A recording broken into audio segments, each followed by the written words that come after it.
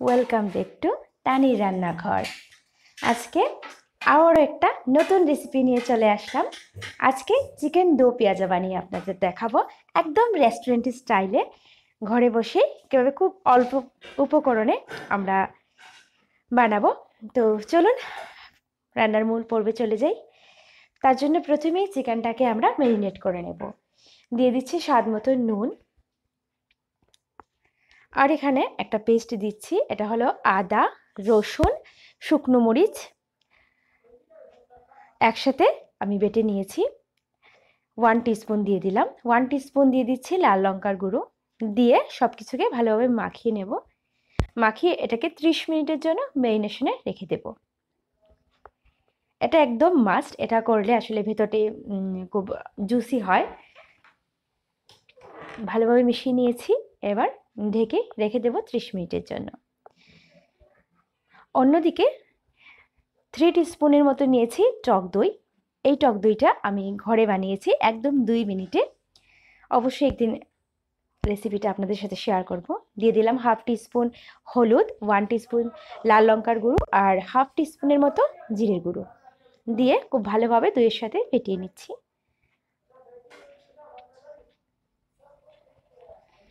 খুব ভালোভাবে ফেটিয়ে নিলাম, একটা সাইডে রেখে দেব। অন্যদিকে প্যানটা বসিয়ে দিয়ে দিলাম সরিষার তেল। আমি এখানে সরিষার তেল দিয়ে রান্নাটা করছি। দিয়ে দিলাম পেঁয়াজ কুচি। পেঁয়াজটাকে খুব ভালোভাবে একটু ভেজে নেব। মিডিয়াম আছে ভাজবো।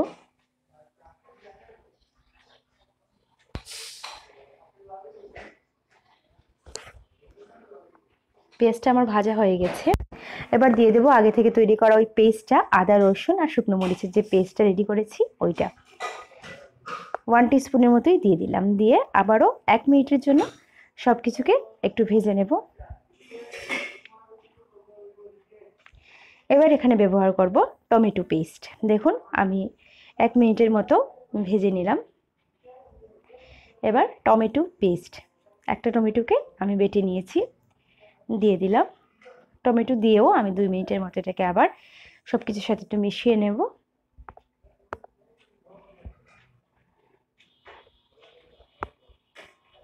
একদম মিডিয়াম আঁচে রান্না করবেন, বেশি আঁচ দিলে আবার পুড়ে যাওয়ার একটা সম্ভাবনা থাকে বা রঙটা কালসে হয়ে যেতে পারে।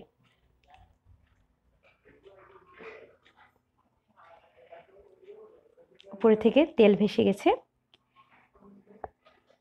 2 মিনিটের মতো আমি এটাকে মিশিয়ে নিলাম সব কিছুর সাথে। এবার দিয়ে দেব মশলার সাথে দইটা ফেটিয়ে রেখেছিলাম, দই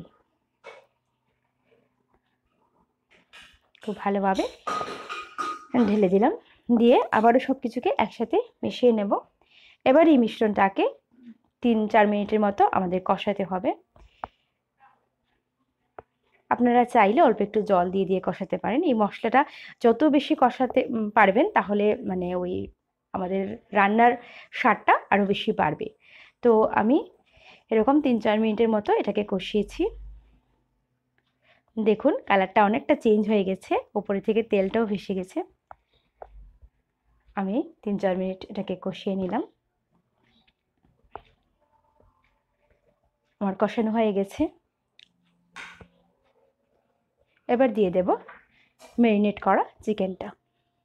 30 মিনিট হয়ে গেছে চিকেনটা। চিকেনটার মধ্যে 2টো লিভার আছে, আমার কিন্তু লিভার ভীষণ ভালো লাগে। কাদের ভালো লাগে অবশ্যই কমেন্ট করে জানাবেন। আমি কিন্তু প্রচণ্ড ভালো, আমার চিকেন থেকে লিভারটা দারুণ লাগে আমার। এটা মটনেরই হোক আর চিকেনেরই হোক। সব কিছুকে মশলার সাথে চিকেনটার সাথে মিশিয়ে নিলাম। এবার এই অবস্থায় এটাকে 7-8 মিনিটের মতো আমরা একটু কষিয়ে নেব। আপনারা যদি মনে করেন যে কড়াইতে লেগে যাবে তাহলে অল্প একটু জল দিয়ে দিয়ে কষাবেন। একটু সময় নিয়ে চিকেনটা কষালে আমাদের দো পেঁয়াজাটা খেতে অসম্ভব মজার হবে, জাস্ট মুখে লেগে থাকবে। অল্প দিয়ে দিচ্ছি জল, যাতে এই চিকেনটা খুব ভালোভাবে সেদ্ধ হয়ে যায় আর মশলাটার কাঁচা গন্ধটা চলে যায়। একটু মিশিয়ে দিলাম সব কিছুর সাথে। এবার ঢেকে রান্না করব কিছু সময়। মাঝে মধ্যে অবশ্যই একটু নেড়ে দেব যাতে নিচে না লেগে যায়। তো দেখুন, ঢাকনা খুলে আপনাদের দেখাচ্ছি, জলটা অনেকটা শুকিয়ে গেছে আর চিকেনটা খুব ভালোভাবে সেদ্ধ হয়ে গেছে। আবার একটু ফ্লেমটা একটু বাড়িয়ে আমি একটু ভেজে নিচ্ছি। এবার এটা গ্রেভির জন্য আমরা জল দিয়ে দেবো 1 বাটির মতো, বেশি যেহেতু একদম পাতলা হবে না, 1 বাটির মতো জল দিয়েছি, এনাফ।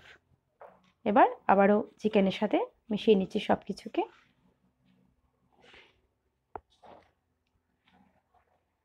খুব ভালোভাবে মিশিয়ে নিচ্ছি। জাল উঠে গেছে, দিয়ে দিচ্ছি পেঁয়াজ। যেহেতু দো পেঁয়াজা তাই 2 রকমের পেঁয়াজ ব্যবহার করলাম। পেঁয়াজ দিয়ে দিলাম গরম মশলা, আর দিয়ে দিলাম টমেটো। সব কিছুকে দিয়েও আবার ভালোভাবে একটু মিশিয়ে নিচ্ছি। আমাদের চিকেন দো পেঁয়াজা কিন্তু একদম রেডি। তো আমার আজকের এই রেসিপিটা যদি ভালো লেগে থাকে অবশ্যই একটা লাইক করে দেবেন, আর চ্যানেলটা সাবস্ক্রাইব করে বেল আইকনে প্রেস করে রাখবেন যাতে নিত্য নতুন রেসিপি সবার আগে আপনার কাছে পৌঁছে যায়। দিয়ে দিলাম 2 মরিচ। দেখুন আমার দো পেঁয়াজাটা সার্ভ করে নিলাম। তো প্লিজ রেসিপিটা ভালো লাগলে অবশ্যই শেয়ার করবেন। আবার নতুন রেসিপি নিয়ে দেখা হবে খুব তাড়াতাড়ি।